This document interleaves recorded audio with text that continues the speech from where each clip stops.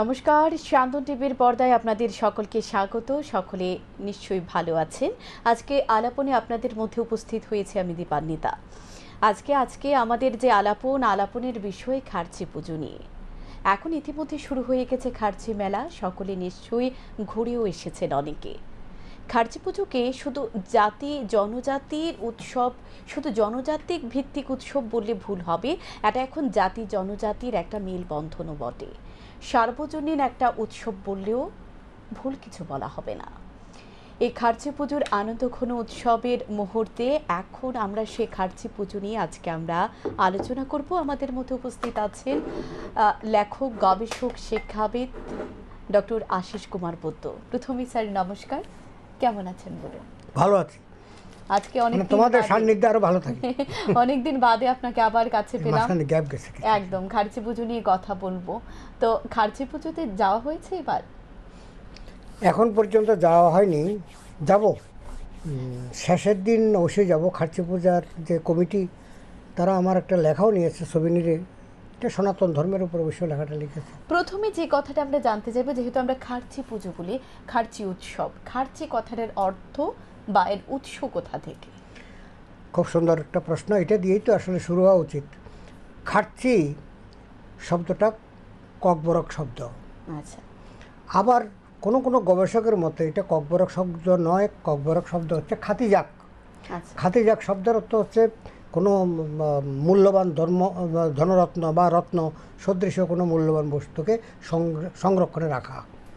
আবার তারা এরকম ব্যাখ্যাও করেন যে না, চতুর্দশ দেবতা মানে খাচ্ছি মানে চতুর্দশ দেবতা, তারা যাতে প্রজা এবং রাজাদেরকে ভালো রাখেন, সযত্নে রাখেন, সেটাতে খাতিজাক কথাটা এসছে।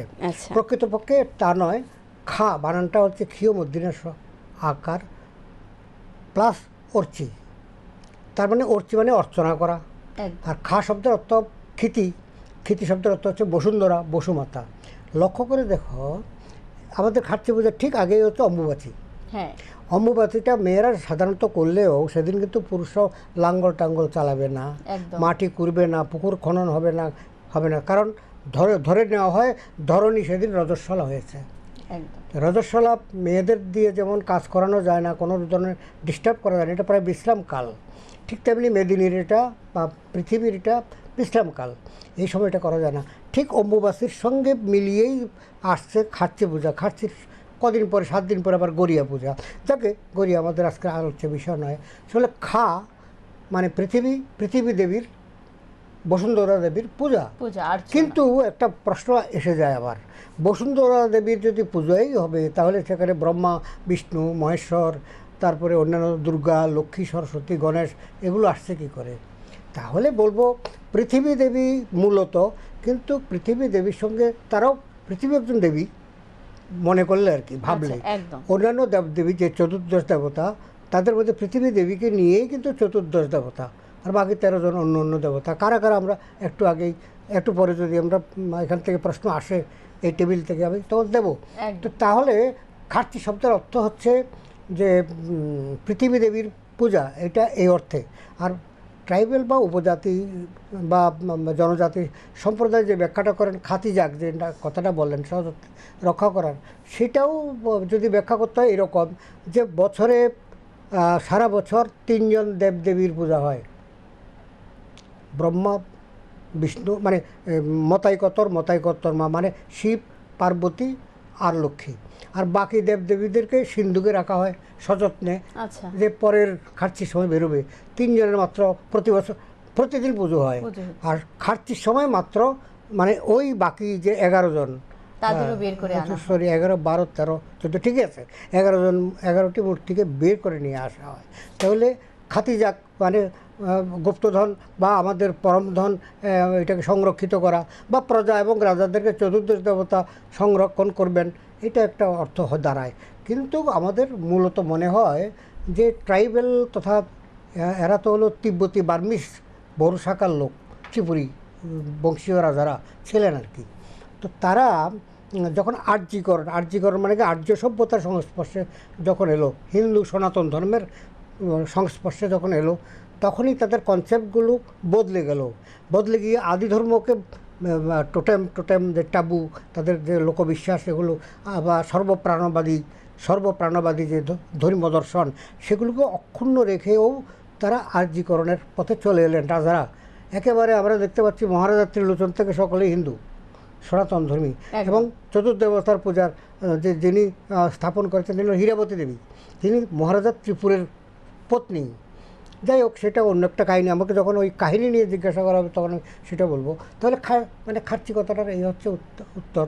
অগ্নিপুচ্ছ ধারণ করা একটা অর্থ কেউ কেউ করেন, কিন্তু তার থেকে মানে সহজ সরল ব্যাপারটা হচ্ছে কি, যে পৃথিবী দেবীর বন্দনা।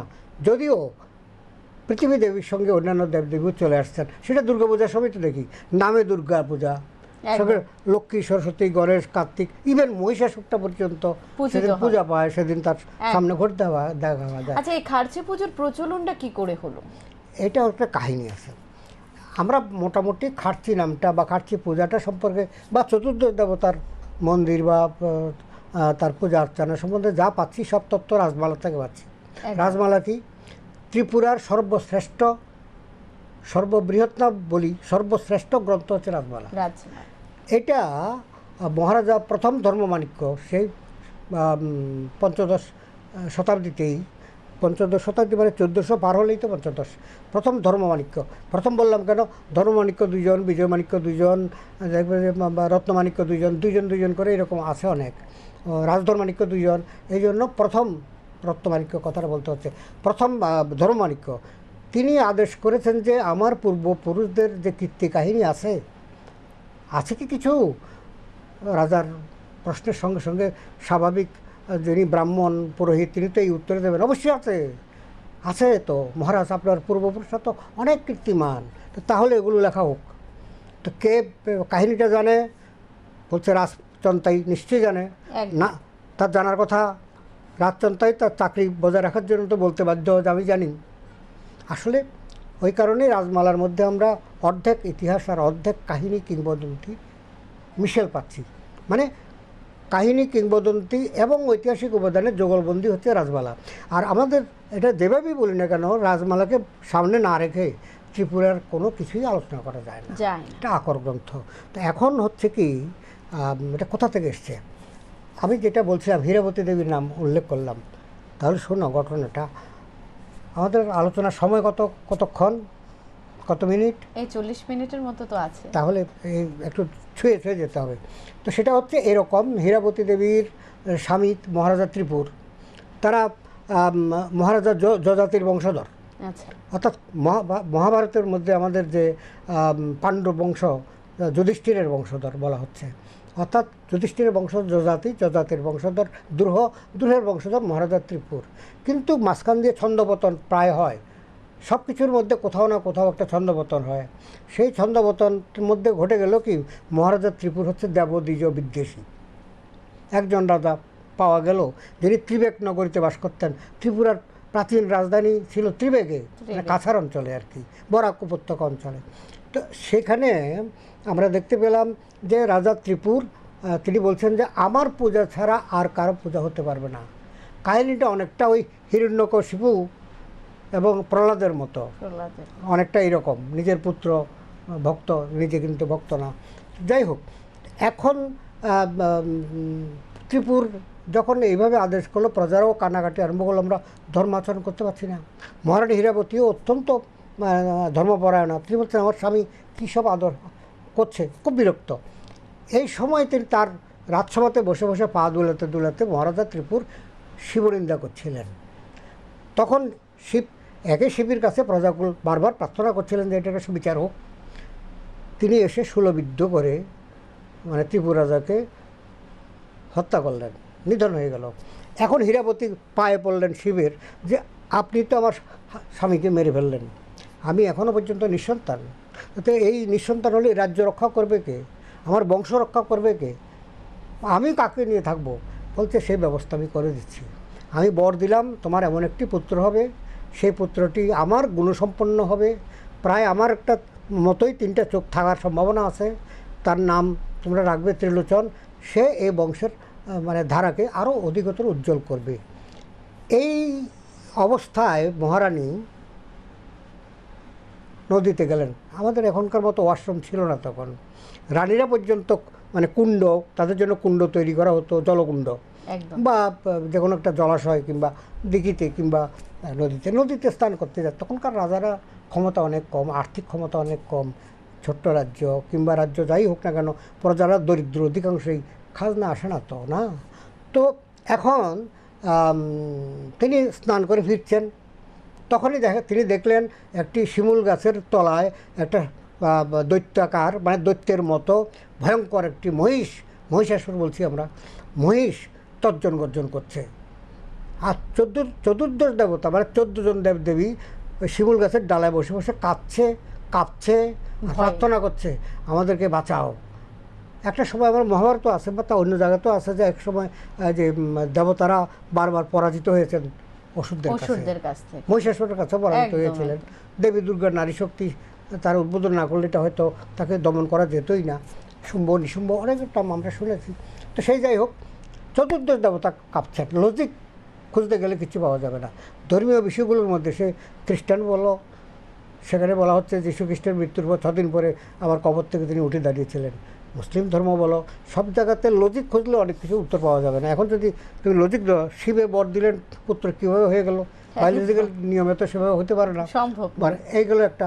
2 নম্বর হলো চতুর্দশ দেবতা যারা বিশ্ব ব্রহ্মাণ্ড পরিচালনা করেন, স্বর্গমত্র ত্রিলোক যারা যাদের আশীর্বাদে চলে, তারা বা একটা মহিষের ভয়ে গাছের উপরে কাঁপছেন কেন? লজিক দিকে আমরা তবু আমরা মনে রাখলাম লজিকের একটা ব্যাপার আছে, তা আমরা সেটাকে বাদ দিয়ে এই কাহিনী কিংবদন্তির কথা বলছিলাম। সেইভাবে তিনি বলেন যে আমি কী করে এই ভয়ঙ্কর দস্যু, আপনার রাজা দেবতারা দেবদেবীরা পর্যন্ত কাঁপছেন, তা আমি কি করে ওকে আমরা বশীভূত করব? বলছে তোমার বক্ষবন্ধনী, এটার নাম হচ্ছে রিয়া। ট্রাইবেল মেয়েরা আগে বা এখনও বা অনেকে রিয়া পরে, তাদের পোশাক নিচে একটা পাস্ত্রা পরে, তাদের পোশাক খুব কম, ব্লাউজ ট্রাউজের ব্যবহার খুব কম। আধুনিক স্তরে যারা প্রবেশ করেছে তাদের সবই আছে। আমি যেটা বলছিলাম তখনকার সময় এইরকমই আমি বলবো, রিয়াটা তুমি ছুঁড়ে দাও, তোমার লজ্জা করো না, আমরা দেবদেবী, সুতরাং তোমার এখানে লজ্জার কোনো ব্যাপার নেই, এখানে অন্য কেউ তো নেই। ছুঁড়ে দিলে তার গায়ের মধ্যে মহিষটা বশীভূত হয়ে যাবে। রানী দেবতাদের কথা শুনে তাই করলেন, তার বক্ষবন্ধনী কিংবা রিয়া ওটাকে ছুঁড়ে দিলেন, মহিষ বশীভূত হলো। দেবদেবীরা নামলেন, নেমে বললেন মহারানী আপনি আপনার প্রাসাদে আমাদেরকে থাকতে দিতে হবে, চলুন যথাসাধ্য সেবা যত্ন করব। এইভাবে ত্রিপুর রাজার বংশধর বা তার হীরাবতীর কথাই বলছিলাম, দেবী হীরাবতীর পশ্চাতে তার সঙ্গে চতুর্দশ দেবতা তদানীন্তন যে রাজধানী ত্রিবেগ তার প্রাসাদে ঢুকলেন। ঢুকার পরে তিনি বললেন যে এই পশুটাকে বধ করো, তোমার লোকজন দিয়ে বধ করাও, তার তাজা রক্ত আমরা পান করব। এর জন্য চতুর্দশ দেবতার মন্দিরে গিয়ে এই পূজার দিন লক্ষ্য করবে একটা রূপার বাটিতে তাজা রক্ত, বলির বলতে ছাগল, পাঠা যাই বলি, তারপরে কবুতর, মোরগ, মনুষ্য বলি হতো। চতুর্দশ দেবতার যে মন্দিরটা উদয়পুরে আছে, প্রাচীন রাজধানী আমাদের উদয়পুর, সেখানে রাজমালায় একেবারে বিস্তৃত ব্যাখ্যা আছে। সেখানে বহু মানে বিশেষ করে একটি করে বাচ্চা, শেষ পর্যন্ত ধন্যমাণিক্য একটি করে শিশুকে বলি এলাও করলেন। আগে শত বলি হতো বা নরনারীর। এরপরে মমারক্ষা যে মোগল যে একজন সেনাপতি, তাকে যুদ্ধে পরাজিত করে ধরে এনে লোহার খাঁচায় করে এনে হাজির করা হলো এবং রাজার আদেশে তাকে এখানে বলি দেওয়া হলো চতুর্দশ দেবতার মন্দিরের সামনে। এখন আমরা অনেক সময় বলি কি, আহা এইরকম অবস্থা, চতুর্দশ দেবতা না, নট দ্যাট। আমাদের হিন্দু ধর্মের মধ্যে তো তান্ত্রিক মতে যারা শক্তি সাধনা করে সবাসনে, মানে মৃত যে বডি তার উপরে বসে আরাধনা করে, কিংবা তান্ত্রিক মতে এই সব গেরুয়া পোশাক পরে, যেমন কপালকুণ্ডলা উপন্যাস পড়েছ নিশ্চয়ই, সেখানে কপালকুণ্ডলাকে আনাই হয়েছিল বলি দেওয়ার জন্য, নবকুমারকে আনাই হয়েছিল বলি দেওয়ার জন্য, কৌশলে তারা বেঁচে গেছেন। সুতরাং বলি প্রথা হিন্দু ধর্মেরও একটা ব্রাঞ্চের মধ্যে, যেগুলো আমরা সমর্থন করি না, তবুও কিন্তু একটা সম্প্রদায় আছে যারা এটা করতেন। তো সুতরাং বলি প্রথা পৃথিবীর সর্বত্রই বা কম বেশ ছিল। তো সে যাই হোক, এখন সে বলি রক্ত তাকে পান করাবার পরে তারা বললেন আমাদের আর এমন খাওয়া খেয়েছি আর নড়তে চড়তে পারছি না, তোমার প্রাসাদেই আমাদের বিশ্রামের ব্যবস্থা করো। হীরাবতী তাই করলেন। তারপরে তো এইভাবে তারা হীরাবতী দেখলেন না তারাই আমাদের কুলদেবতা, হয়ে যাক, তাদের বিদায় করে আর লাভ নেই। বলছে আপনারা আমার অচলা ভক্তি যদি ঠিক থাকে তাহলে আপনারা আমার পূজা গ্রহণ করবেন প্রতিদিন এবং আপনারা পূজিত হবেন। চতুর্দশ দেবতা 14 জন দেবদেবীর পূজা আমি করব। আমার ছেলে যেটা আমার গর্বে আছে, কদিন পরে সে জন্মগ্রহণ যখন করবে সেও এই পূজা করবে। সেইভাবে আমরা দেখলাম যে মহারানী হীরাবতী সর্বপ্রথম এই যে খাট্টি পূজা, অথবা এটার আসল নাম তো চতুর্দশ দেবতার পূজা, আমরা এখন 14 দেবতার বাড়ি বলি, কেউ কেউ মাতা বাড়িও বলি, যেহেতু সেখানে শিবানী, যে 14 জন দেবদেবীর মধ্যে মহাদেবীও আছেন। সেই জন্য মাতার বাড়িও কেউ কেউ বলে, মায়ের বাড়ি। একটা উদয়পুরকে বলে, আরেকটা এখানে বলে। এখন সেইভাবে আমরা দেখলাম যে ত্রিপুরাধিপতি ত্রিলোচনও পরবর্তীকালে মুন্ডমূর্তি তৈরি করেছেন। একটা জায়গাতে আছে রাজমালায় যে শিব নিজে মুন্ডমূর্তিগুলো তৈরি করে দিয়েছেন, যেগুলো চতুর্দশ দেবতার বাড়িতে আমরা দেখতে পাই। আচ্ছা, কিন্তু ওই লজিকের মধ্যে চলে আসতে হয়, মাঝে মাঝে লজিক স্মরণ না করলে আমরা মানে একেবারে গল্পের মধ্যে থেকে যাব। সেখানে হচ্ছে এরকম মূর্তিগুলোকে আমরা ভালো করে পর্যবেক্ষণ করেছি, আরও গবেষকগণও করেছে। সেখানে ট্রাইবেল কালচার খুব কম, ট্রাইবেলদের মানে উপজাতি সম্প্রদায়ের যে রাজা বা তার যে যারা পূজক, তাদের যে মূর্তি গড়ার যে নমুনা তার সঙ্গে মেলে না। কেন মেলে না? তাদের সঙ্গে মেলে ওই ঊনকোটির মূর্তিগুলো, দেবতামুরার মূর্তিগুলো। এখানে টিকালো নাক, সুচালু চিবুক, একদম ভুরু একেবারে বাঁকা বঙ্কিম ভুরু, এবং পেলবদেহর বা একটা যে, যদিও এটা তো ধাতু দিয়ে তৈরি হয়েছে, তবু মনে হয় দেখলে খুব মানে মসৃণ শরীর। এরকম আবক্ষ মূর্তি, যদিও 22 সেন্টিমিটার উচ্চতা প্রতিটি মূর্তির, একই রকম দেখতে। মাথার মধ্যে মানে পঞ্চমীর চাঁদ, চন্দ্রকলা। তো এইভাবে এই মূর্তিগুলোর মধ্যে গুপ্ত শাসনকালে গুপ্ত শিল্পীরা যেই শৈলী ব্যবহার করতেন ভাস্কর্য শিল্পে, তার লক্ষণ আমরা পাচ্ছি। পাল যুগে, বৌদ্ধ যুগ, পাল বংশীয় রাজারা বাংলায় রাজত্ব করতেন, তখন তো সীমা ছিল না। ত্রিপুরার সঙ্গে বাংলার কোনো সীমান্ত রেখা, বিএসএফ, বিটিআর কিছু তো ছিল না, অবাধ যাতায়াত। ত্রিপুরার মহারাজারা প্রত্যেকটা সাব ডিভিশনের হেডকোয়ার্টার করছে বর্ডারে। কারণ ব্রিটিশ ইন্ডিয়ার মধ্য দিয়ে বাংলার এই রেলপথে এই সোনামুড়ার থেকে চলে যাবে বিলোনিয়া থেকে চলে আসবে এখানে খোয়াই, বর্ডারে কিন্তু সমস্ত আমাদের সাব ডিভিশনগুলো। তো এখন সাব ডিভিশন অনেক বেড়েছে, তার কথা বাদ দাও। প্রথম যে 10টা সাব ডিভিশন সবগুলো বর্ডারে, রাজারা বাংলার মধ্য দিয়েই এইভাবে চলাফেরা করতেন। না হলে তারা যদি বিলোনিয়া থেকে উদয়পুর আসতে চান বা উদয়পুর থেকে আগরতলা আসতে চান, হাতির পিঠে চড়ে কয়েক ঘন্টা। একদম, এখনো কুমিল্লাতে পর্যন্ত যে রাজাদের জমিদারি রয়েছে, কুমিল্লা মানে হচ্ছে চাকলা রসুনাবাদ শব্দের অর্থ হচ্ছে আলোর ভূমি বা আলোকিত ভূমি। তো সেটা ত্রিপুরা মহারাজার জমিদারি ছিল। তো সেটাকেও ত্রিপুরা, আমরা অনেককে জিজ্ঞাসা করলে পুরনো মানুষ, আপনার দেশের বাড়ি কোথায় ছিল? বলছে আমার দেশের বাড়ি কুমিল্লায় বা জেলা ত্রিপুরা। এটা নাম ছিল জেলা ত্রিপুরা, ব্রিটিশ মানে সরকার এই নাম দিয়েছিল। কিছু স্থাপত্য দেখা যায় বা কিছু শিলান্যাস আছে তো কুমিল্লায় সপ্তদশ রত্ন বিশিষ্ট জগন্নাথ মন্দির এটা আছে, যেটা গোবিন্দ মাণিক্য স্থাপন করেছিলেন। তারপরে বিচ্ছন্ন মাণিক্যের প্রাসাদ এখনও আছে, এটা লাইব্রেরি। আমরা এবার গিয়ে কিছুদিন আগে গিয়ে নাটকও করে এসেছি, এটা এখন লাইব্রেরি হয়ে গেছে, সংরক্ষিত একটা অঞ্চল। তো আমাদের ত্রিপুরা মহারাজার অনেক কীর্তি ওখানে আছে, অনেক মন্দির, মঠ এগুলো আছে। তো বৃহত্তর ত্রিপুরার সীমানা কিন্তু বঙ্গোপসাগর পর্যন্ত ছিল। মহারাজা ধন্যমাণিক্য যখন 1501 খ্রিস্টাব্দে চট্টগ্রাম জয় করলেন, তো গোটা চট্টগ্রাম যখন জয় করলেন তখন তো ত্রিপুরার সীমা চলে গেল বঙ্গোপসাগরে, একদম কাছেই তো সাগর।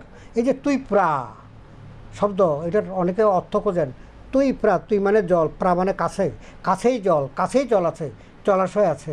অনেকে বর্ণনা করেন মেঘনা কাছে আছে, তাও মেঘনার পার পর্যন্ত ত্রিপুরা সীমানে গিয়েছিল, বঙ্গোপসাগর আছে। ত্রিপুরা অপভ্রংশ, আস্তে আস্তে এটা হলো ত্রিপুরা থেকে ত্রিপুরা থেকে হলো ত্রিপুরা। এখন তার ত্রিপুরাতে যারা আদি বাসিন্দা ত্রিপুরী, অর্থাৎ এই দিকে একটা অর্থে তারা ত্রিপুরী, আবার মহারাজা ত্রিপুরের বংশধর হিসেবেও তারা ত্রিপুরী। আমাদের এখানে 19টা ব্রাঞ্চ আছে ট্রাইবেলদের, চাকমা, নোয়াতিয়া, জমাতিয়া, মগ, তারপরে কাইফং, মুরাশিং, তারপরে রিয়াং, হ্যাঁ, ত্রিপুরী, অবশ্যই জনসংখ্যা তারা বেশি। তো এইভাবে 19টি শাখা, পরে আমি আরও 3টি শাখা খুঁজে পেয়েছি। তার মধ্যে একটা করবং, যেটি আমাদের রাজমালা বা অন্য কোথাও কোনো গ্রন্থে পাওয়া যাচ্ছে না। পরে দেখা যাচ্ছে যে খুব কম সংখ্যক লোক বাস করতো, একেবারে ভিতরে বাস করতো, সেটি গবেষকরা টের পাননি বলে তাদের নামটি উঠে আসছে না। এখন আমরা এটা লিখছি 19টা না, অত 22-23টা হবে। যাই হোক, তো তাদের মধ্যে ত্রিপুরীটা সর্বশ্রেষ্ঠ।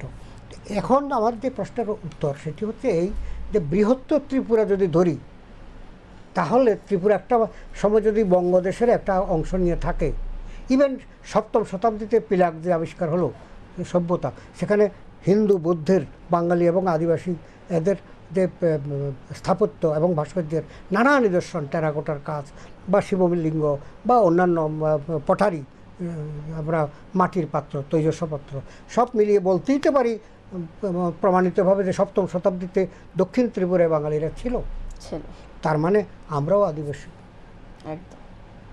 পরবর্তীকালে রাজনৈতিক কচকচির জন্যই বা অন্য কোনো কারণেই একটা ছাপ দেওয়া হয় যে বাঙালিরা অনুপ্রবেশকারী, নট দ্যাট। সেটা যেমন আমরা প্রথম রত্ন মাণিক্য 1464 খ্রিস্টাব্দে তিনি রাজত্ব করছিলেন, তিনি মাণিক্য উপাধিটা পান।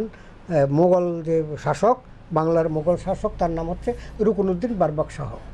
রুকনুদ্দিন বারবক শাহকে তিনি একটি মাণিক্য উপাধি দিয়েছিলেন। তখনই তিনি বলছেন যে তোমরা দেববর্মা লেখো, তো দেববর্মা লেখে ত্রিপুরীরা। প্রত্যেক রাজা সই করার সময় কিন্তু কেউ মাণিক্য সই করে না, দলিল দস্তাবেজে দেববর্মা লেখে, দেবশর্মল লেখে।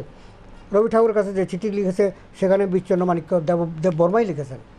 তো এখন কথাটা হচ্ছে মাণিক্য এটা উপাধি, এটা পদবি নয় কিন্তু না, এটা পদবি। তো এখন প্রশ্নটা হচ্ছে যে এইভাবে জাতি উপজাতি বা জাতি জনজাতি মিলে মেলবন্ধনে এই ত্রিপুরা গড়ে উঠেছে।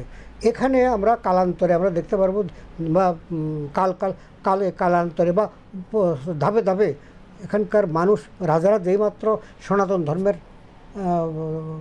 অংশীদার হলেন, অর্থাৎ তারা এ ধর্ম গ্রহণ করলেন, স্বাভাবিকভাবে সবসময় ব্রিটিশ শাসন যখন চলছিল অনেক খ্রিস্টান হয়ে গিয়েছেন অনুগ্রহ পাওয়ার জন্য বা একটা আকৃষ্ট হয়ে।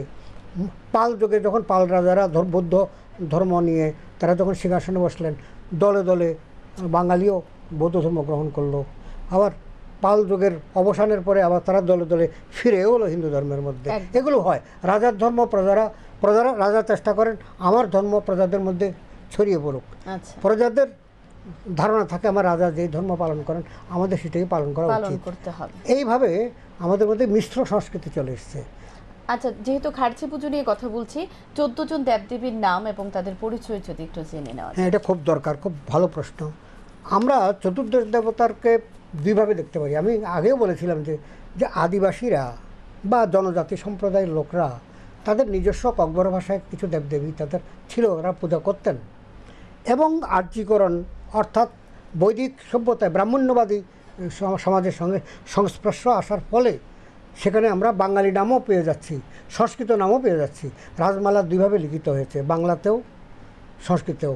ত্রিপুরী ভাষায় একটা রাজমালা লিখিত হয়েছিল, এটা আমরা জানতে পারছি, কিন্তু তার পাণ্ডুলিপি কারো হাতে নেই। ছিল এটা শুনেছি, আমরা অনেকেই জানি ছিল, কিন্তু সেটা সংরক্ষিত হয়নি। তখনকার সময় তো ছাপাখানা ছিল না, সুতরাং মুখে মুখে। তো এখন তোমার প্রশ্নের উত্তরে বলি যে আদিবাসীরা যে ককবরককে যে নামে তাদের দেবদেবীকে ডাকেন, চতুর্থ দেবতা মতাই কতর। তিনি শিবের মতো শ্রেষ্ঠ দেবতা। মতাই কতর মা, তিনি শিবানীর মতো, দুর্গার মতো মর্যাদা পান। মাইলুমা, তিনি শস্যের দেবী, মানে লক্ষ্মী দেবী। খুলুমা, তিনি কার্পাসের দেবী।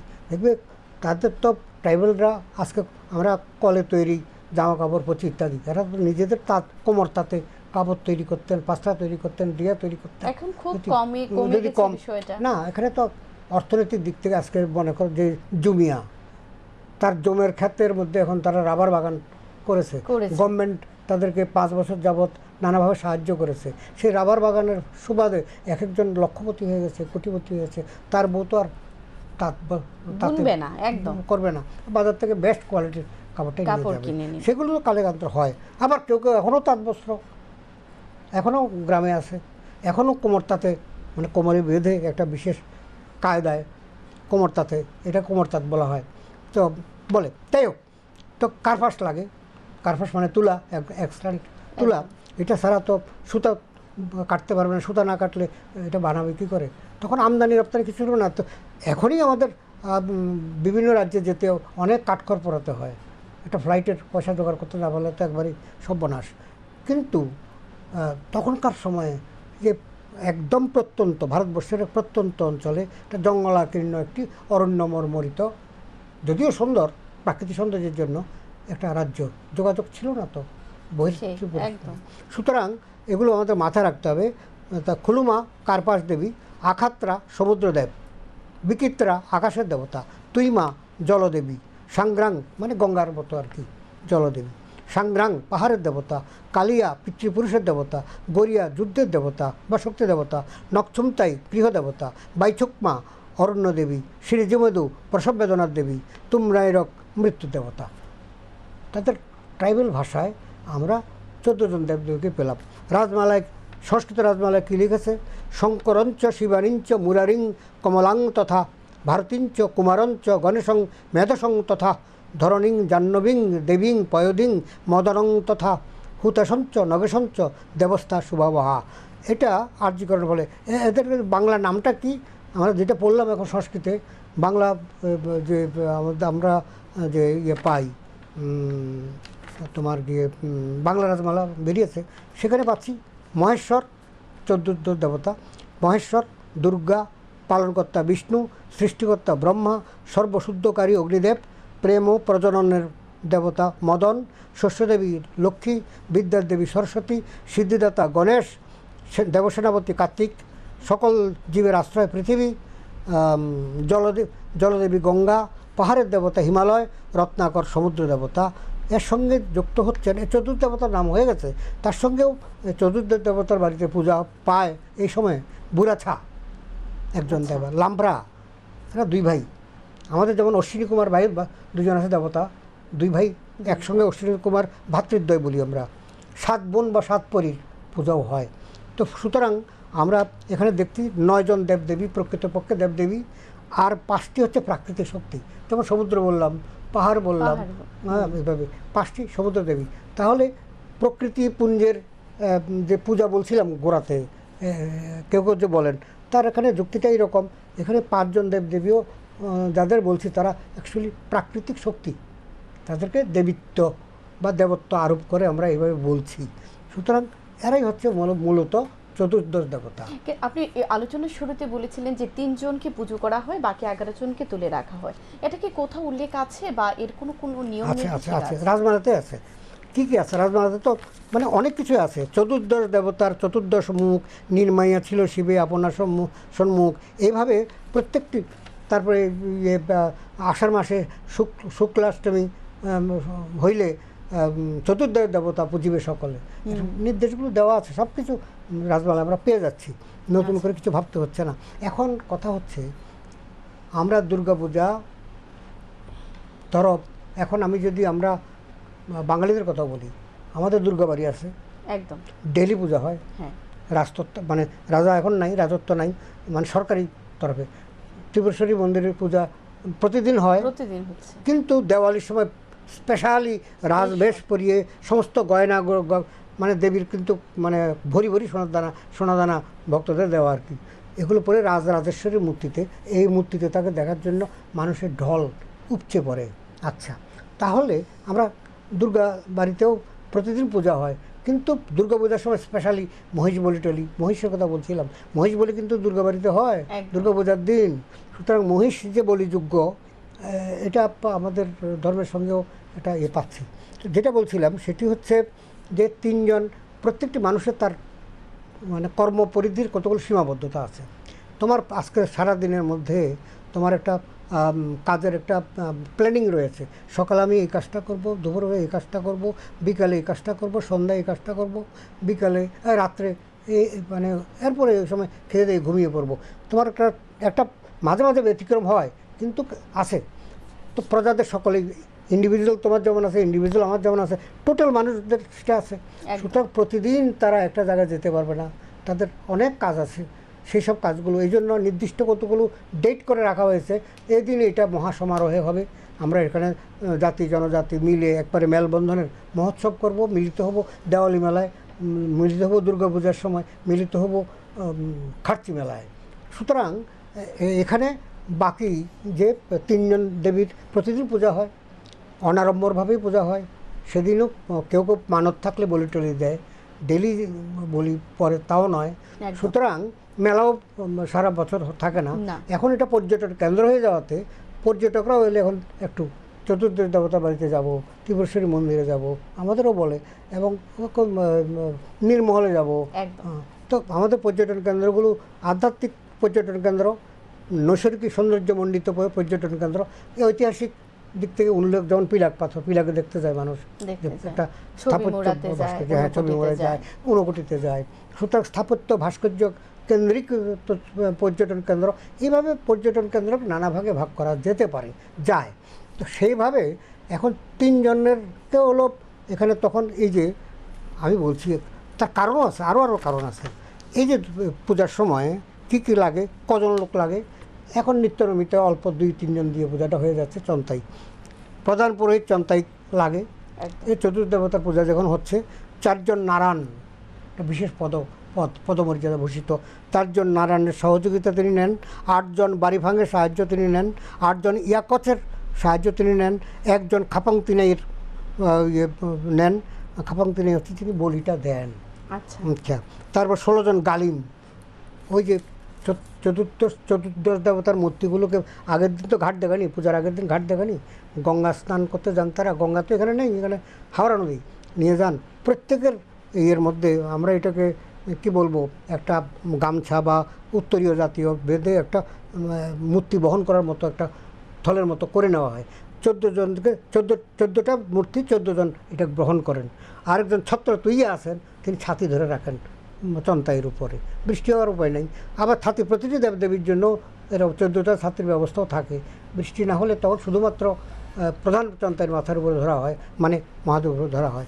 তাহলে একটা বৈচিত্র্যপূর্ণ, তখন এখানে 30-40 জন মানুষের সহযোগ দরকার হয়। ডেলি তাদেরকে মেনটেন করা, তাদের খাওয়া দাওয়া, তাদের দক্ষিণা, এটা সম্ভব হয়ে ওঠে না। যে কোনো পুজো আমরা 3 দিন পরেই দুর্গাকে বিসর্জন দিয়ে দিই, একটা কথার কথা। তো আমাদের সামর্থ্যের মধ্যে কতগুলো সীমাবদ্ধ থাকার কারণে এখন 3 জনকে বসিয়ে চতুর্থ দেবতা না হলেও অন্তত শিব পার্বতী থাকছেনই, সঙ্গে লক্ষ্মী থাকছেন, নারায়ণী থাকছেন। নারায়ণী থাকলে বিষ্ণু খুশি। কোনো বাড়িতে গিয়ে বউকে একটা তুমি দামি শাড়ি দিলে তো বর এমনিতে খুশি, মহা খুশি যে আমার বউকে সম্মান করেছে। তো এগুলো মানে সাইকোলজিক্যালি আমরা এগুলো জানি যে এরকম। বা একটা শিশুকে তুমি বাপ মার সাথে কথাই বললে না, একটা শিশুকে নিয়ে একটু আদর করলে বাপ মা এতই খুশি আমার ছেলেকে। আরেকটা জিনিস আমি বলতে চাই, তখনই ওই 14 জনকে একটি সিন্ধুকের মধ্যে সযত্নে রক্ষা করা হয়। ওই যে খাতিজাক কথাটা বলছিলাম, রক্ষা করা হয়। ওই আবার চতুর্দেবতার মন্দিরের পূজার যখন দিন আসবে তখন হয়ে যাবে। আর আরেকটা কথা আমি বলতে চাইছি যে এই যে এখন যে খার্চি পূজা, জনজাতির পূজা যাই হোক না কেন, কিন্তু জাতি জনজাতি একেবারে জাতি জনজাতি আমি বললাম এই মেলবন্ধন। আমাদের ধর্মীয় ব্যাপারটাতেও মিশ্রণ ঘটেছে। আদিবাসীদের যে টোটেম প্রথা বা টাবু বা জনবিশ্বাস, লোকবিশ্বাস, এগুলো সঙ্গে বাঙালিদের বা অন্যান্য অহমিয়া আছে, ত্রিপুরাতে মণিপুরে আছে, ত্রিপুরার মহারাজদের মানে ট্রাইবেল রমণী বা ট্রাইবেল ঘরণী কয়জন? বেশিরভাগ তো আমরা দেখছি মণিপুরের রাজকন্যা, বেশিরভাগ দেখছি আসামের একজন আছেন অবশ্য, গোয়ালিয়র রাজকন্যা বা মধ্যপ্রদেশের রাজকন্যা। অর্থাৎ এখানে মিক্সড হয়ে গেছে এমনিতেও বাঙালি, অবাঙালি, ট্রাইবেল, আমাদের চলনে বলনে, খাওয়া দাওয়া, এভরিথিং। বাসকরুল এখন আমাদের প্রিয় খাদ্য চলে এসছে একদম। হ্যাঁ, এটা আমরা কখনো খেয়েছি নাকি ছোটোবেলায়, এদের কাছে দেখে দেখে মানে গোদক, আরে আজকে গোদক হোক, হ্যাঁ মানে এটা। তাহলে এটা সত্যি কথা, লোকখাদ্যের আদান প্রদানের দ্বারা পাশাপাশি থাকার জন্য এখন তো ট্রাইবেল আর বাঙালির মধ্যে বিয়ে হচ্ছে, নন বেঙ্গলির সঙ্গে তো বিয়ে কর্মক্ষেত্রে হয়েই যাচ্ছে আমরা জানি না। সুতরাং এখন নির্দিষ্টভাবে আমরা মিশ্র সংস্কৃতি, আমাদের ধর্মের মধ্যে মানে মিশ্রণ ঘটেছে, আমাদের সংস্কৃতির মধ্যে মিশ্রণ ঘটেছে। আমরা দেওয়ালিতেও ট্রাইবেল বাঙালি সব নন বেঙ্গলি অনেকেই সেখানে, হিন্দু মুসলমান কোনো বাদ বেরো নেই। কেউ একদম। কেউ কি মানে এই চতুর্থ দেবতা বা মহাদেব বা আমাদের ত্রিপুরেশ্বর মন্দিরের সামনে কেউ কি বলেছে হিন্দু ছাড়া কেউ ঢুকতে পারবে না? একদম না, হিন্দু, বৌদ্ধ, খ্রিস্টান সকলেই সবগুলোতে। মরিয়মনগর খ্রিস্টানদের চার্চ আছে, আমরা যাই তো, সেখানেও যাচ্ছি। আমরা যাচ্ছি না? একদম, যাচ্ছি বড়দিনের তো। দিন যাচ্ছি, বৌ- সকলে বৌ- আনন্দ করছি। এখানে বুদ্ধ মন্দির আছে, হ্যাঁ, ওখানে যাচ্ছি। যাচ্ছি না? হ্যাঁ, বুদ্ধ যাচ্ছি তো। পূর্ণিমার দিন সকলে মানে মিলে আমাদের যাচ্ছি। মনের মানসিকতা আগের মতো কোনো একটা বদ্ধ জায়গাতে এখন নেই, আমরা অনেকটা বিস্তার একদম, ঘটাতে পেরেছি। সেই। সুতরাং এ কারণে এটা মেলবন্ধনের মহোৎসব। খার্চি পূজার দিন আমার একটা আর্টিকেল দৈনিক সমাজে বেরিয়েছে, সে একটু বড়ই, আমি ব্যাখ্যা করেছি, নানা দিক থেকে ব্যাখ্যা করেছি। তো এখানে জাতি জনজাতি, আমরা উপজাতি বললে ওরা একটু কেউ কেউ মাইন্ড করে, আমরা এখন জনজাতি শব্দটাই ব্যবহার করছি সর্বত্র। তো জনজাতি এবং জাতি, সে সঙ্গে সঙ্গে ধর্ম, জাতি ধর্ম নির্বিশেষে, নারী পুরুষ সকলেই। নির্বিশেষে সবাই সেখানে সমবেত হয়, মেলার আনন্দ তারা ভোগ করে। এখানে কালচারাল টিম প্রতিদিন যাত্রা করছে, প্রতিদিন প্রোগ্রাম হচ্ছে, প্রোগ্রাম হচ্ছে, নাচ গানের প্রোগ্রাম হচ্ছে, অনেক প্রদর্শনী মণ্ডপ আছে, কৃষি দপ্তরের, এই হর্টিকালচার দপ্তরের, নানা রকমের। অর্থাৎ সার্বিকভাবে আমরা এই মেলাটার মধ্যে আমরা এখানে কালচার, স্ট্রাকচার, তারপরে আমরা আনন্দ, এখানে বেদনার কিছুই নেই, আনন্দই আনন্দ, মেলবন্ধন পরস্পর। আমাদের আজকাল তো সামাজিকভাবে, একটু আগে আমি বলেছি, সামাজিকভাবে বিয়ে শাদির মধ্যেও আমরা চলে এসেছি। আমাদের উপজাতি বা ট্রাইবেল রাজারা এখন যে বিভিন্ন জায়গাতে তারা বিবাহ সূত্রে বন্ধিত হয়েছেন, তারা এখানে ব্লাড ইয়ে হচ্ছে না, কানেকশন হচ্ছে না, একদম হচ্ছে। হ্যাঁ। সুতরাং এখন বিস্তার, এখন সংকীর্ণতা নয়, ধর্মের ক্ষেত্রে, কর্মের ক্ষেত্রে সর্বত্র বিস্তার। মেয়েরা, তোমাদের মতো মেয়েরা, আমরা যখন কলেজে পড়তাম, মেয়েরা এই যে সংবাদপত্র, দিল্লিতে যখন সংবাদপত্র, হ্যাঁ, খবর পড়ছি, নীলিমা ঘোষ খবর পড়ছি, বা খবর পড়ছি বিজন ঘোষ, সেও ঘোষ পড়ছি। ছেলেটার যেমন তেমন, মেয়েরা ঘোমটা দিয়েই টিভিতে, এখন বাংলাদেশে ঘোমটা দিয়ে বসে, এটা একটা মৌলবাদী একটা ভাব পাচ্ছে। তো মেয়েরা এখন তোমাদের মতো এভাবে টিভিতে আজকে যে অ্যাঙ্কারিং করছো কিংবা অনুষ্ঠান পরিচালনা করছো, এই পর্যায়ে বা যে ড্রেস তুমি এখন নিয়েছো, এটা এই বর্তমান যুগের জন্য প্রয়োজন বলেই কর্তৃপক্ষ বলছে এইভাবে ড্রেস আপ করে বসবে। তো এটা একটা ড্রেস কোড দিয়েছে, সেই ড্রেস কোডে এখন তোমার কোনো একটা মেয়ে যখন সে যখন একটা জিন প্যান্ট পরে, কেউ খারাপ তোকে বলে না, বলতো একটা সময়, এখন আর বলে না, এখন আর বলে না। সুতরাং মিশ্রণ, সর্বত্রই মিশ্রণ, একদম আধুনিকতার ছোঁয়া। যেহেতু খার্চি পুজো চলছে, এখন দর্শকদের উদ্দেশ্যে আপনার কি বার্তা থাকবে? দর্শকদের সামনে বার্তা বলতে তো আমাদের একটাই থাকবে। আমি একটা কথা না বললে ভুল থাকবে, কিছু সময় কি আছে, একদম 5 মিনিটের মধ্যে, 5 মিনিটের মধ্যে আমরা মানে ঐতিহাসিকভাবে, এগুলো সব রাজমালা থেকে বললাম, তো ঐতিহাসিকভাবে প্রথম চতুর্দশ দেবতার মূর্তির মূর্তি পাইনি, প্রতীক পাচ্ছি। প্রথম রত্নমাণিক্যের যে রজত মুদ্রা, রূপাদ্বারা মুদ্রা, সেটা আমাদের মিউজিয়ামে, আগরতলা মিউজিয়াম আছে, 14টি বাঁশের খণ্ড।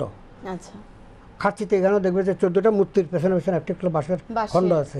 এটাই পূজা হতো একটা সময়, যেমন ক্যার পূজা এখনও বাঁশেরই হয়, গড়িয়াতেও বাঁশেরই হয়। সেই বাঁশের মাথায় ইদানিং কেউ একটা তামার মুখমণ্ডল তৈরি করে ফিটিং করে নিচ্ছে, একটা মূর্তির ভাব ধরছে। এটা অনুকরণ, ধরো একটা বিভিন্ন ধর্ম থেকে পাওয়া। তো সেখানে উদয়পুরে যে জলটুঙ্গিতে যে একটা টেরাকোটা প্লেট পাওয়া গেল, তা তো 14টা বংশ, মানে চতুর্দেবতার প্রতীকরূপ। সেখানে চতুর্দশ দেবতার প্রতীক যে আপনি কীভাবে বুঝলেন, কী করে বুঝলেন, এই প্রশ্ন করলে উত্তর হচ্ছে সেখানে লেখাই আছে, চতুর্দশ দেবতার চরণ পরশর মহারাজা রত্নমাণিক্য মহারানী লক্ষ্মী দেখবা। আচ্ছা, সংস্কৃতে লেখা। তো সুতরাং আমরা ঐতিহাসিক প্রমাণের দিক থেকে চিন্তা করলে ওই সময় সম্ভবত ওই সময় তখনও মূর্তি ছিল না, অর্থাৎ সেভাবে চতুর্দশ যে শতক, 1464 মানে 15 শতক, তখন রাজমালা লেখা হয়নি, রাজমালা তো আর পরে। তো সুতরাং মূর্তিটা অনেক পরে হয়েছে।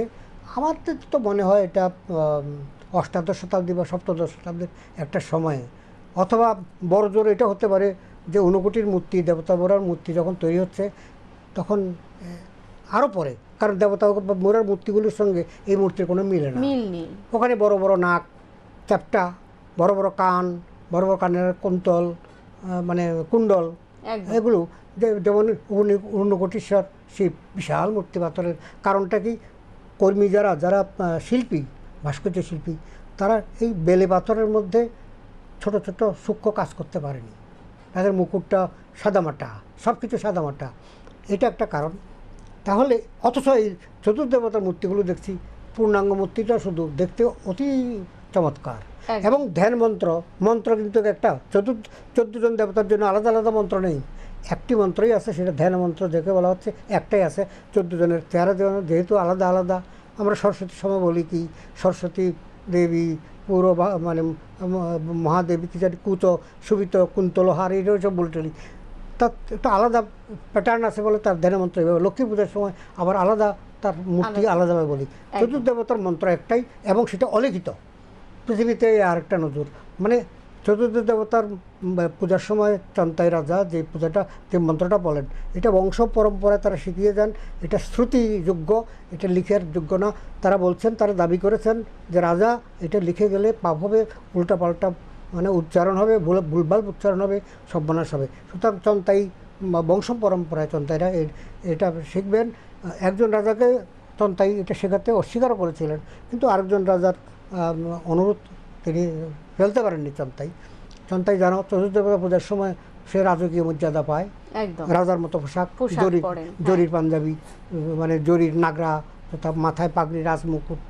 কিন্তু তখন রাজার আমলে তারা রাজার সিংহাসন স্পর্শ করেই পূজা করতেন, অর্থাৎ তাদের একদিনের জন্য, এই কদিনের জন্য তার রাজত্বের তার অনুরোধ রাখার চেষ্টা করে। এখনো বলছে যে এখন যে চতুর্দশ দেবতার পুজোটা হয় সেটাও রাজার উদ্দেশ্যে করে বা রাজার নামে পুজোটা করা হয়। মানে কি চতুর্দেবতার পূজার প্রতিষ্ঠাতা হচ্ছে রাজারাই, তো রাজার এবং প্রজার কল্যাণের জন্যই এই পূজাটা করা হয়। তার পুজোও তাই, খার্চি পুজোও তাই, গরিয়া পুজোও তাই, প্রজা এবং রাজার কল্যাণের জন্য এই পূজাগুলো করা হয়। সেই ক্ষেত্রে প্রজাদের জন্য, রাজাদের জন্য হবে। হ্যাঁ, একজন রাজাকে পরবর্তীকালে মন্ত্রটা শিখিয়ে দেওয়া হয়েছিল, বলছে যে যদি কোনো কারণে চন্তাইয়ের বংশ লোপ পায়, কোনো কারণে, তাহলে রাজা যেন তার পরবর্তী বংশধর রাজাকে শিখিয়ে দিতে পারেন। অত্যন্ত গোপনীয়। এবং সেখানে তুমি নরবলির কথা বলছিলে, নরবলি এখানে এখন আর হয় না, কিন্তু হয়েছে বহু বছর। এখনও শোনা যায়, এটা শ্রুতি, আমি এখনও প্রমাণ পাইনি, কিন্তু এটা শোনা যায় যে মাটির একটি মানুষ বানিয়ে, মাটি দিয়ে আর কি, একটা প্রতীকী, একটা মাটির একটা মূর্তিকেও এরকম মানে এখানে বলি দেওয়ার এরকম প্রতীক হিসাবে। যেমন চালকুমড়া বলি দেয়, যারা বৈষ্ণব সম্প্রদায়ের লোক কালী পূজা করে, যারা শ্যামা পূজা করে, কোনো রক্তপাত করাবে না, চালকুমড়া বলি, আঁক বলি, এগুলো আমরা পেয়েছি। সেভাবে আমরা দেখতে পাই। আচ্ছা, যেহেতু একেবারে অনুষ্ঠানের শেষ বার্তাটা হচ্ছে এই, আমরা যে কোনো পূজা পালি বা পার্বণ আমরা করি, তার দুইটি উদ্দেশ্য থাকে।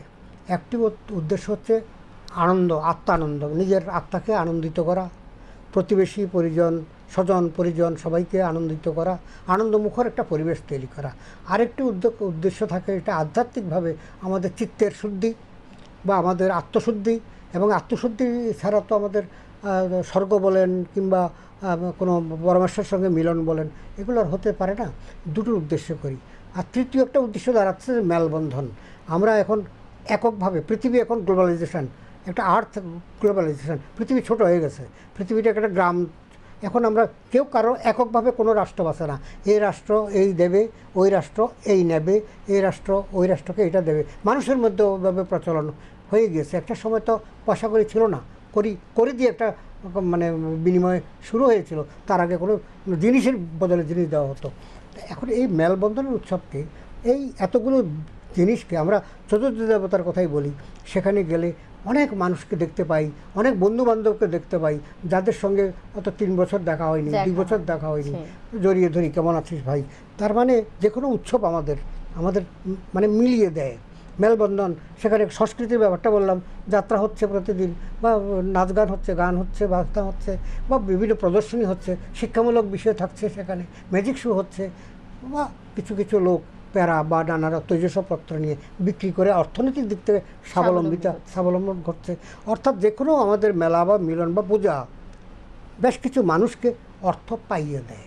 একদম অর্থনৈতিক বিষয়টা এখন এত গুরুত্বপূর্ণ যে আমরা এখন মানে গোটা পৃথিবীর সমস্ত মানুষের মধ্যে একটা মেলবন্ধনের চিন্তাভাবনা করেই চলি এবং আসেও। আমরা এই জন্য ওই যে বললাম মরিয়ম নগরে যেমন যাই, বৌদ্ধ মন্দিরে যেমন যাই, আর গেদুমিয়ার মসজিদে তেমন যাই, তারাও আমাদের ত্রিপুরেশ্বরী মন্দিরে আসেন, আমাদের চতুর্থ দেবতার মন্দিরে আসেন। এইভাবে পারস্পরিক মেলবন্ধন থাকলে আমাদের মধ্যে যে হিংসা, বিদ্বেষ, ঘৃণা, ঈর্ষা, এই দোষগুলো দূর হবে। 2 নম্বর কথা হচ্ছে, আজকে অত্যন্ত পরিতাপের বিষয় এবং আমরা উদ্বিগ্ন। আমরা যখন এখানে টক শো করছি, ওদিকে ইসরায়েল, ইরান বা রাশিয়া আর ওই ইউক্রেন, এদের সঙ্গে ভয়ঙ্করভাবে যুদ্ধ হচ্ছে। আমাদের আকাশ এখন পর্যন্ত মুক্ত, কিন্তু কালকে যে শুরু হয়ে যাবে না, জড়িয়ে পড়বো না আমরা বলতে পারি না। বাংলাদেশে সরকার বদল ঘটেছে, কিন্তু উশৃঙ্খল জনতার, যেটাকে মব জাস্টিস বলা হচ্ছে, মব জাস্টিস বলে যে যাকে খুশি মারছে, যার প্রতি যার যতটা শত্রুতা ছিল, বিশেষ করে হিন্দুদের উপরে একটু বেশি চাপ পড়ছে, এগুলো আর বলতে চাই না। হাওবার তো এখন এই বিষয়টা, ধর্ম যার যার, উৎসব সবার। আমাদের ব্যক্তিগত ধর্ম আমাদের মধ্যে থাকুক, কিন্তু এই আমার ধর্ম যেন আপনাকে কোনো মতে আঘাত না করে, আপনার ধর্ম যাতে কোনো মতে আঘাত না করে। চলুন আমরা হাতে হাত মিলিয়ে আপনার ইসলাম ধর্মী যারা, তাদের সেখানে গিয়ে সেমাই খাই, তাদের উৎসবে যোগদান করি, তারাও আমাদের উৎসবে যোগদান করে প্রসাদ নিক। তো এইভাবে ভাই, পৃথিবীর বসুদৈব সকুটুম্বম একটা কথা আছে, পৃথিবীর সকলেই কুটুম্ব। এই রবি ঠাকুর বলেছেন, দেশে দেশে মোর দেশ আছে মোর, সে দেশ লব খুঁজিয়া, দেশে দেশে আছে পরমাত্মীয়, সন্ধান লব বুঝিয়া। তো দেশে দেশে পরিমাত্মীয়, এটা মনে করলেই তাই। তো যেহেতু আমরা চৈতন্য মহাপ্রভু দেশের লোক, যেহেতু রবীন্দ্রনাথ ঠাকুর, বিশ্বকবি রবীন্দ্রনাথ ঠাকুরের দেশের লোক, কাজী নজরুল ইসলামের যিনি অসাম্প্রদায়িক চেতনার মূর্ত প্রতীক, সেই দেশের লোক, আমাদের মধ্যে গৌতম বুদ্ধের দেশের লোক, গৌতম বুদ্ধই ভারতেই জন্মগ্রহণ করেছেন, তার ধর্ম আজকে চীন, জাপান থেকে আরম্ভ করে পৃথিবীর অনেক জায়গাতে। সুতরাং মিলনের যে বার্তা ভারতবর্ষ থেকে উত্থিত হয়েছিল, ভারতের যে মনীষী বা তাপসী, জ্ঞান তাপস, যে মুনি ঋষিরা যে বার্তা দিয়েছিলেন, যে বসুদেব সকুটুম্বম, আমাদের শ্রাদ্ধের মন্ত্রে একটা লাইনের কথা মনে করিয়ে দেই, যেখানে বলা হচ্ছে আব্রহ্ম স্তম্ভ স্তম্ভন্তু। তারপর বলা হচ্ছে যার বান্ধব আছে, তার বান্ধব নাই, তার উদ্দেশ্যে জলদান করছি, যার পুত্র নাই তার উদ্দেশ্যে জল পান করছি, যার যে নিঃসন্তান, এই থেকে তৃণ থেকে, স্তম্ভ মানে এখানে স্তম্ভ শব্দ হচ্ছে তৃণ, তৃণ থেকে ব্রহ্মা পর্যন্ত সকলের সন্তুষ্টির জন্য আমি জল দান করছি। সনাতন ধর্ম অতটা উদার, সেখানে সংকীর্ণতা আনা যাবে না, আমরা আনতে চাইও না। সকল ধর্মের লোক নিয়েই আমরা এই ত্রিপুরা, এখানে অহমিয়া, এখানে মণিপুরি, এখানে বাঙালি, এখানে মুন্ডা, এখানে চা বাগানের যে শ্রমিকরা আছে, সাঁওতালি, নানা মিশ্রণ ঘটেছে। সব রাজ্যে এই ধরনের আজকাল কর্মসংস্থানের জন্য কোনো নির্দিষ্ট জায়গাতে কোনো নির্দিষ্ট কর্মস্থির নাই, যে কোনো জায়গাতে এখন যাচ্ছে, চলে যাচ্ছে কাজের সন্ধানে। মিলতে বাধ্য আমরা, একাধিক ভাষা শিখতে পারলে ভালো। তাই এই একটা সময় অতীতে এখানে জুনের দাঙ্গা হয়েছে, মনে করতে চাইছিলাম না, দুঃখের বিষয়, কিন্তু হয়েছে তো ঠিক। আজকে কিন্তু সেটা ভাবছে না, প্রত্যেকে চেষ্টা করছে, একদম। সে পাহাড়ে যারা আছে তারাও চেষ্টা করছে সমতলের সঙ্গে কি করে আরও তাদের উৎপাদিত রবারগুলো কোথায় বিক্রি করবেন? শহরের লোক কোথাতেই কিনবেন? পাহাড় থেকে। পাহাড় সমতল এখন হাতে হাত ধরে ত্রিপুরাতে এগিয়ে যাচ্ছে। এই কথাগুলো কিন্তু মনে রাখা খুব দরকার।